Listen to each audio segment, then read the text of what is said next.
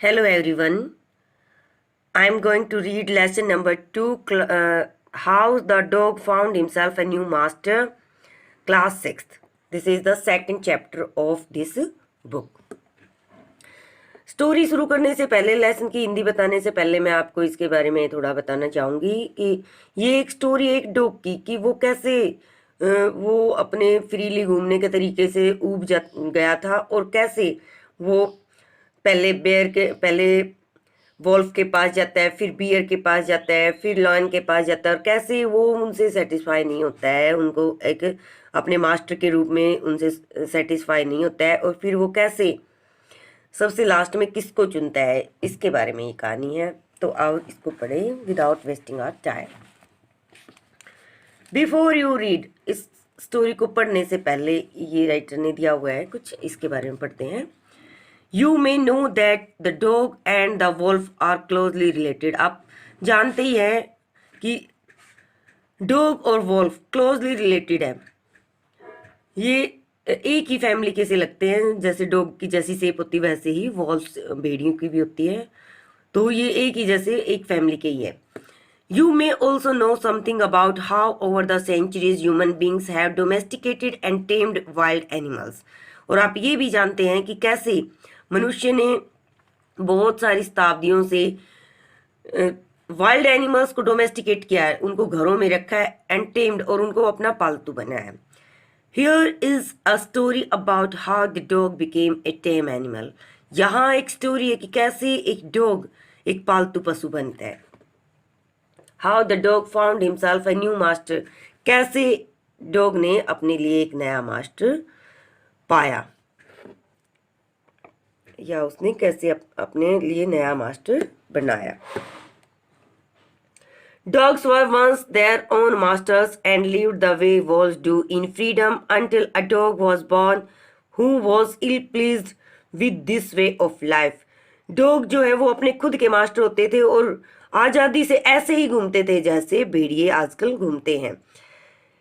जब तक कि एक डॉग रहने के इस तरीके से खुश नहीं था और वो इससे खुश नहीं था, तब तक वो ऐसे ही रहते थे जैसे आजकल भेड़िए रहते हैं।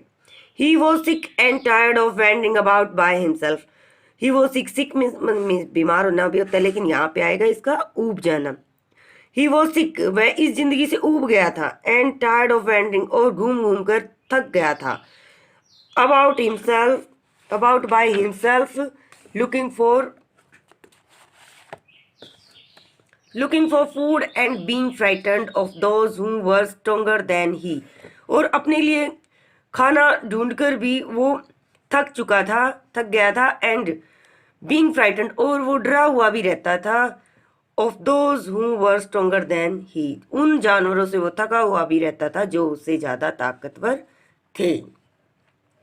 He thought it over and decided that the best thing for him to do was to become the servant of one who was stronger than anyone on earth, and he set out to find such a master.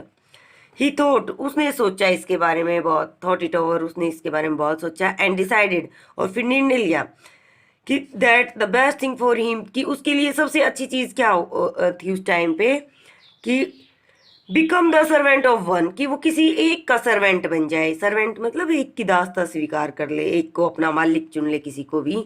Who was stronger than anyone on अर्थ, किसी ऐसे को जो कि इस संसार में, इस धरती पर सबसे ज़्यादा स्ट्रोंगर हो, ताकतवर हो। And he set out to find such a master, और वो ऐसा ही इसी टाइप का, इसी प्रकार का एक मास्टर ढूंढने के लिए निकल पड़ा। He walked and he met a kinsman of his, a big wolf who was as strong as he was fierce. He walked he walked.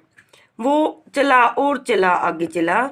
He met a kinsman of his, और वो अपने ही एक relative से मिला, a big wolf, जो कि एक बड़ा भेड़िया था, who was as strong as he was fierce.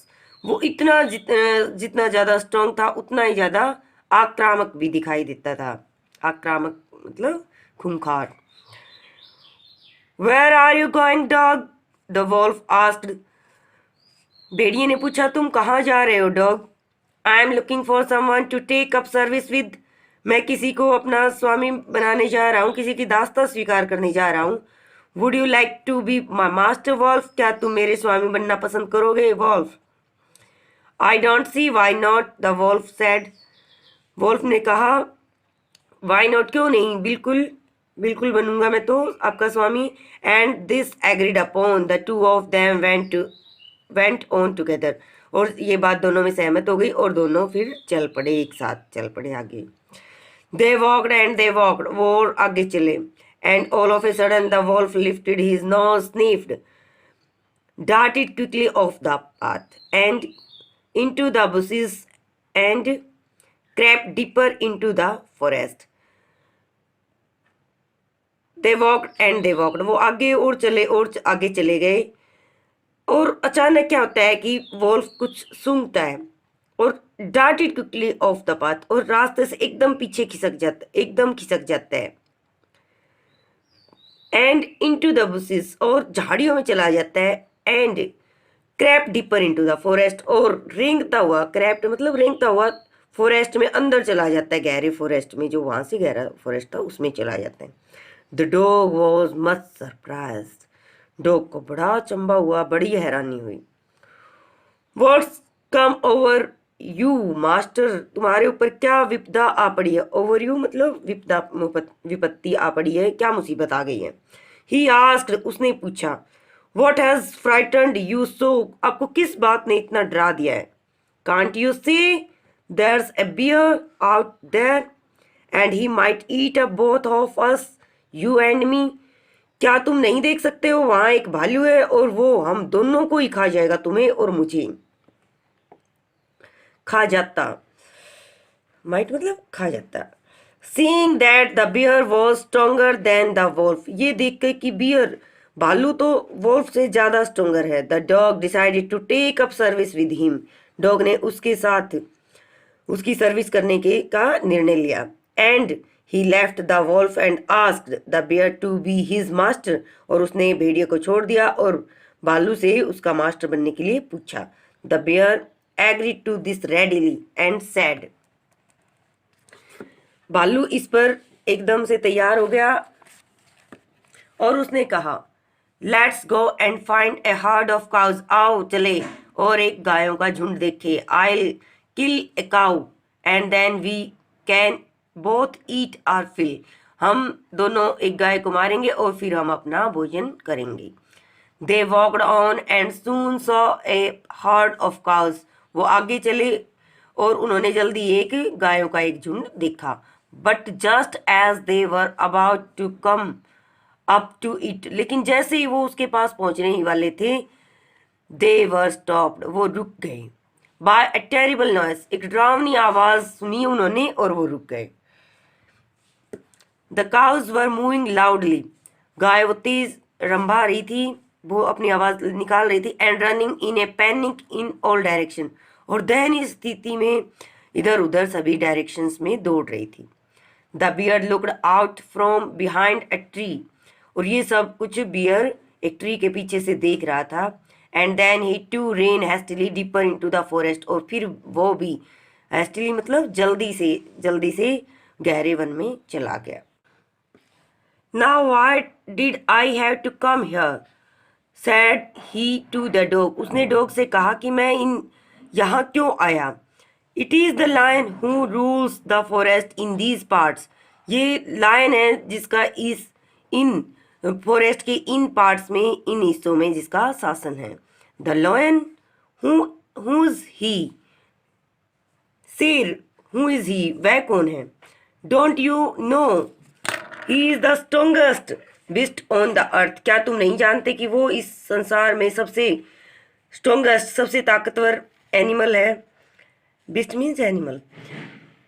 Well then, फिर अच्छा, आई से गुड बाय टू यू, फिर मुझे बियर भालू, फिर मुझे तुम्हें गुड बाय कहना पड़ेगा. I want a master who is stronger then any one on the अर्थ, मुझे ऐसे मास्टर की जरूरत है जो इस संसार में उससे ज़्यादा ताकतवर कोई भी नहीं हो.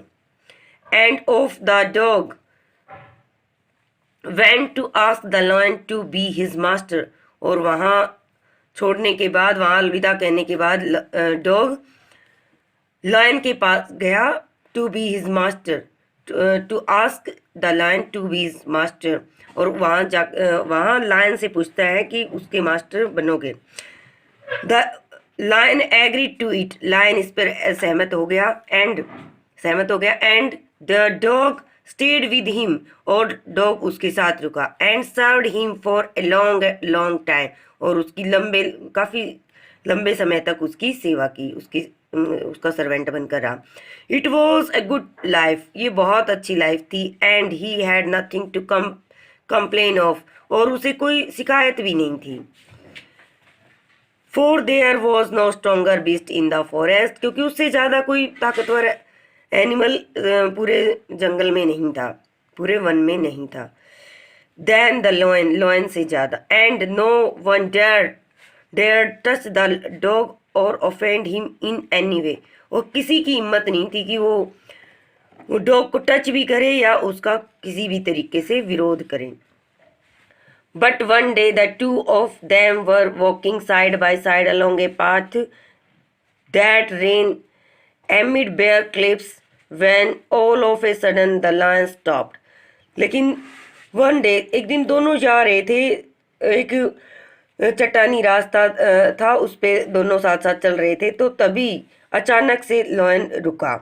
He gave a great roar, वो तेज दहाड़ा, and struck the ground angrily with his paws with such force that a hole formed there, और वहाँ एक ऐसा गड्ढा करने के लिए अपने पंजों को धरती में मारता है, और गुस्से से उसने वहाँ पे धरती को स्ट्रक द ग्राउंड एंग्रीली, और गुस्से में धरती में वहाँ गड्ढा कर देता है। Then he began to back away very quietly, फिर वो बहुत ही चुपके से पीछे हटता है। What is it master, is anything wrong, asked the dog surprised, dog को बड़ा अचंभा हुआ।